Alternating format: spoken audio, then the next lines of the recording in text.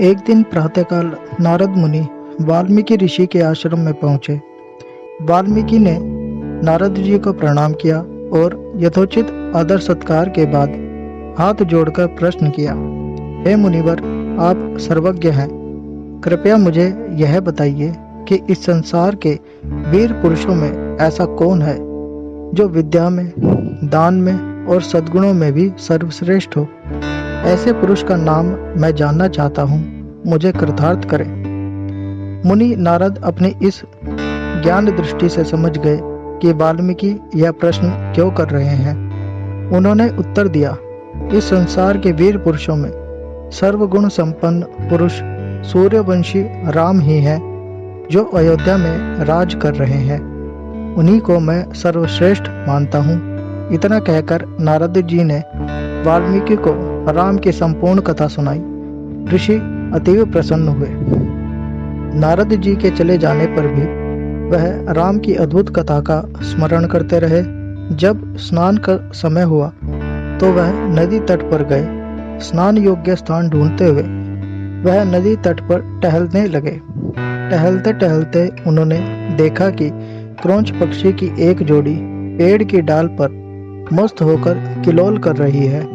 ऋषि को देखते ही देखते व्याध का बाण चला और उनमें से नर पक्षी एकाएक आहत होकर पृथ्वी पर गिर पड़ा और तड़प तड़प कर मर गया। उसकी प्रेयसी अपने प्रियतम की यह करुणा दशा देख वियोग से दुखी होकर विलाप करने लगी। दयाद्र नयनों से वाल्मीकि मुनि ने यह दुखद घटना देखी। उन्हें व्याध पर बड़ा क्रोध आया। उनके मुंह से अपने आप ही शाप वचन निकल पड़े। हे निषाद, तुमने यह क्या कर डाला? केली संकलन जोड़ी में से एक को मार गिराया। इस पाप कृत्य के फलस्वरूप तुम्हें अनेक वर्ष जीने पर भी कहीं रहने को स्थान न मिलेगा और भटकते रहोगे। कहने को तो वह श्राप वचनों को कह गए, लेकिन दूसरे ही क्षण ऋषि को अपने वचनों पर गहरा पश्चाताप होने लगा। वह सोचने लगे कि शिकारी को श्राप देने का उन्हें क्या अधिकार था। क्रोध को मन में ही क्यों जगह दी। वह बहुत ही व्याकुल हुए। शाप के वचन ऋषि के कानों में गूंजते रहे। अश्रुत छंद और स्वरबद्ध श्लोक रूप अपने वचनों पर उनको स्वयं विस्मय हुआ। पक्षियों के प्रति अनुकंपा और शोक से उत्पन्न वाक्यों के ढंग से उनको आश्चर्य होने लगा।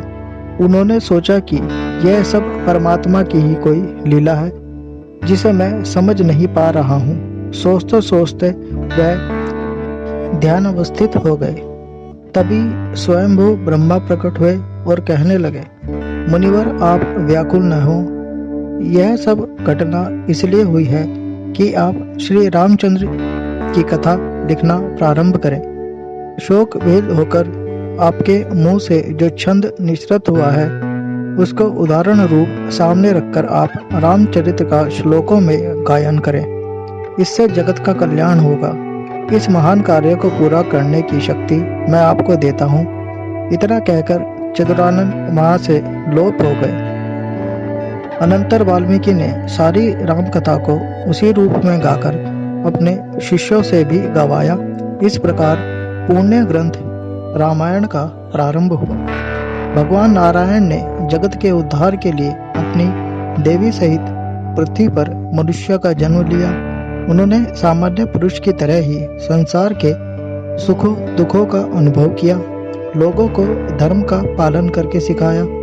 अनेक कष्ट झेलकर संसार में धर्म की स्थापना की और लोप हो गए। इस पुण्य कथा को महर्षि वाल्मीकि ने अनुपम मधुर ढंग से गाकर संसारिकों को प्रस्तुत किया है। स्वयं ब्रह्मा का यह कथन भी असत्य सिद्ध नहीं हो सकता कि जब तक संसार में नदियाँ और पर्वत विद्यमान रहेंगे, तब तक लोगों में रामायण कथा प्रचलित रहेगी और उसके कारण लोग पापों से मुक्त होंगे।